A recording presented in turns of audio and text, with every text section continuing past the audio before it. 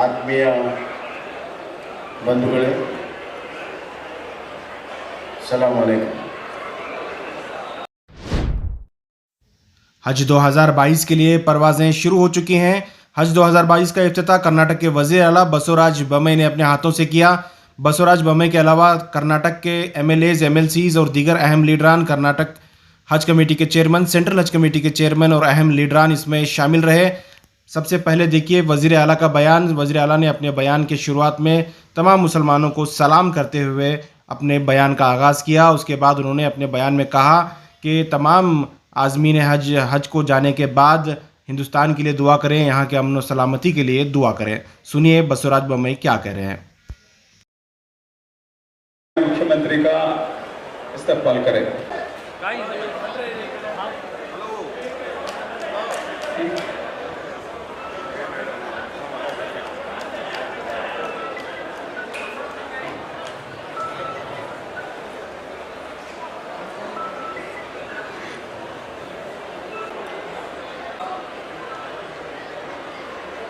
ಇಂದಿನ ಈ ಹಜ್ ಯಾತ್ರಿಗಳ ಶುಭ ಸಂದೇಶವನ್ನು ಕೊಡಲು ಇನಾಗ್ರಲ್ ಫಂಕ್ಷನ್ನಲ್ಲಿ ಭಾಗವಹಿಸಿರುವಂಥ ವೇದಿಕೆ ಮೇಲಿರುವಂಥ ಎಲ್ಲ ಸಮಾಜದ ಗಣ್ಯರೇ, ಆತ್ಮೀಯರೇ, ಇಲ್ಲಿ ಹಜ್ಜಿಗೆ ಯಾತ್ರಾ ಹೋಗುತ್ತಿರುವಂಥ ಎಲ್ಲ ಬಂಧುಗಳೇ, ಸಮಾಜದ ಹಿರಿಯರು,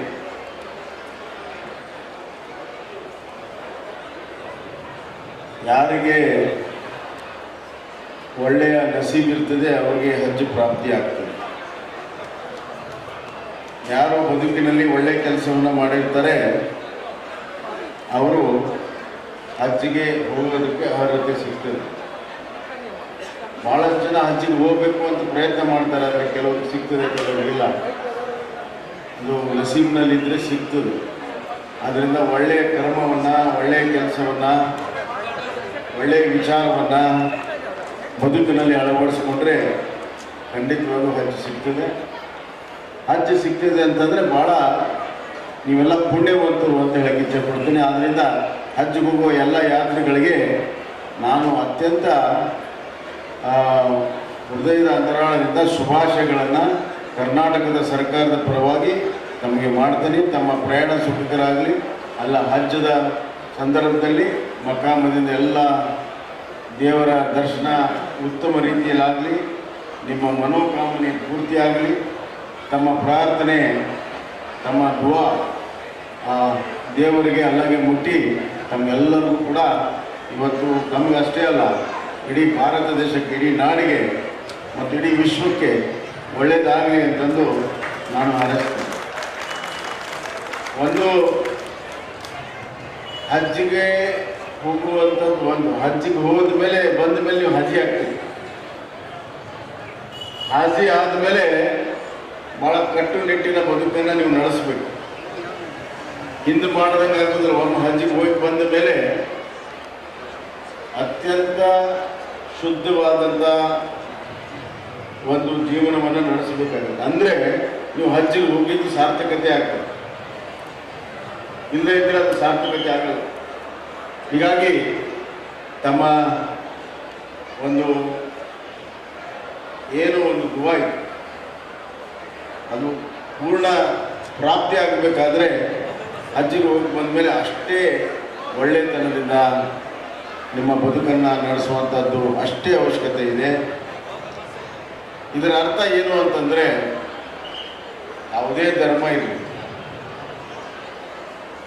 ಎಲ್ಲ ಧರ್ಮಗಳು ಮಾನವೀಯತೆಯನ್ನೇ ಹೇಳ್ತದೆ, ಮನುಷ್ಯತ್ವವನ್ನು ಹೇಳ್ತದೆ. ನಾವೆಲ್ಲರೂ ಮನುಷ್ಯರಾಗಿ ಹುಡ್ತೇವೆ. ಭಾಳಷ್ಟು ಜನ ಮನುಷ್ಯರಾಗಿ ನಾವು ಈ ಜಗತ್ತನ್ನು ಬಿಡ್ತೀವಿ. ಅದು ಕೆಲವರು ಮಾನವರಾಗಿ ಜಗತ್ತನ್ನು, ಕೆಲವು ದೇವ ಮಾನವರು. ಹೀಗಾಗಿ ಬದುಕಿನಲ್ಲಿ ನಾವೇನಾದರೂ ಕೂಡ ಪ್ರಾಪ್ತಿ ಮಾಡಬೇಕಾದ್ರೆ ನಮ್ಮ ಒಳ್ಳೆಯ ಗುಣಗಳು ಮತ್ತು ಒಳ್ಳೆಯ ಆಚಾರ ವಿಚಾರಗಳಿಂದ ಸಾಧ್ಯ. ಎಲ್ಲಿ ಒಳ್ಳೆತನ ಇದೆ ಅಲ್ಲಿ ಭಗವಂತ ಇದ್ದಾನೆ, ಅಲ್ಲ ಇದ್ದಾನೆ, ಎಲ್ಲರೂ ಕೂಡ ಇದ್ದಾರೆ. ಮತ್ತು ಎಲ್ಲ ಧರ್ಮಗಳು ಪಾಲನೆ ಮಾಡೋದ್ರಿಂದ ಮಾನವೀಯತೆಯನ್ನ ನಾವು ಅಳವಡಿಸ್ಕೊಳ್ತೀವಿ. ಪ್ರತಿಯೊಬ್ಬ ಮನುಷ್ಯನಲ್ಲಿ ಒಳ್ಳೆಯದು ಕೆಟ್ಟದ್ದು ಇರ್ತದೆ. ಆದರೆ ಯಾವುದು ಅಂತಿಮವಾಗಿ ಜಯಶಾಲಿ ಆಗ್ತದೆ, ನಮ್ಮ ಒಳಗಡೆ ಇರುವಂಥದ್ದು ಒಳ್ಳೆತನ ಆಗುತ್ತೋ ಕೆಟ್ಟತನ ಆಗುತ್ತೋ ಅನ್ನುವಂಥದ್ದು ನಮ್ಮ ಇಚ್ಛಾಶಕ್ತಿ ಮೇಲೆ.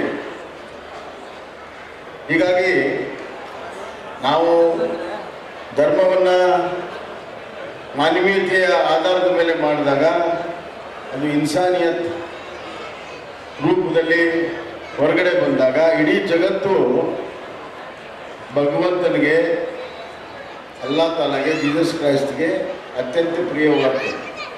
ಈ ಜಗತ್ತನ್ನು ಪವಿತ್ರತೆ, ಈ ಜಗತ್ತನ್ನು ಭಗವಂತನಿಗೆ ಪ್ರೀತಿ ಆಗುವಂತೆ ಬದುಕನ್ನು ನಾವು ಬದುಕಬೇಕು. ಇದೇ ಎಲ್ಲ ಧರ್ಮ ಗ್ರಂಥಗಳ ಸಾರ ಇದೆ. ಒಬ್ಬ ಮನುಷ್ಯ ಇನ್ನೊಬ್ಬ ಮನುಷ್ಯನನ್ನು ಗೌರವಿಸಬೇಕು, ಪ್ರೀತಿಸಬೇಕು ಅಂದಾಗ ಮಾತ್ರ ಅದು ಸಾಧ್ಯ ಇದೆ.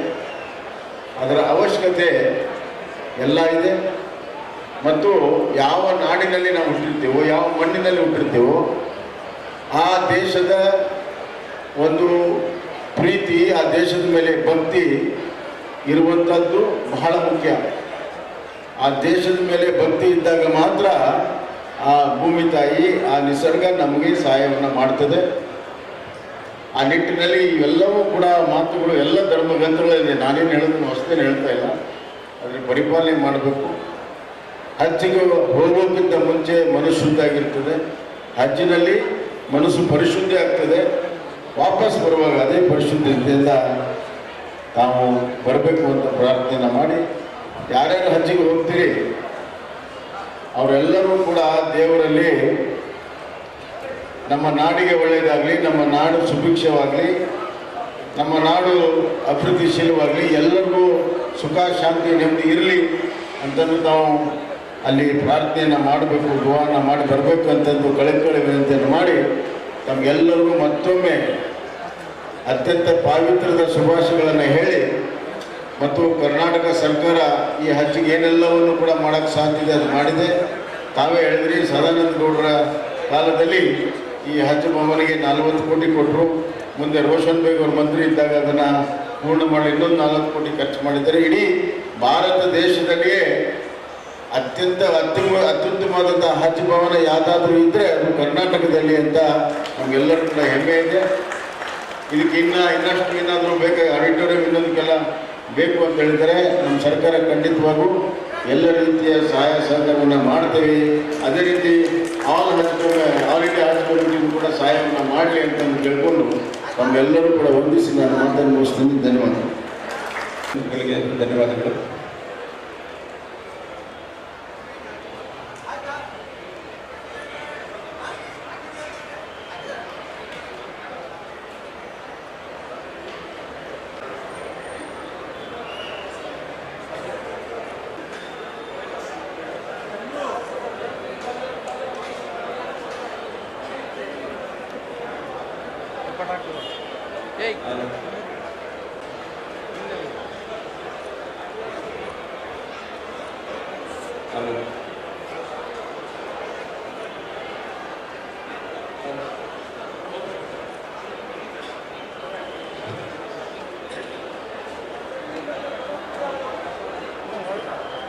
सीएम सर, सीएम सर, एक हिंदी में ಈಗ ಸನ್ಮಾನ್ಯ ಸಚಿವರು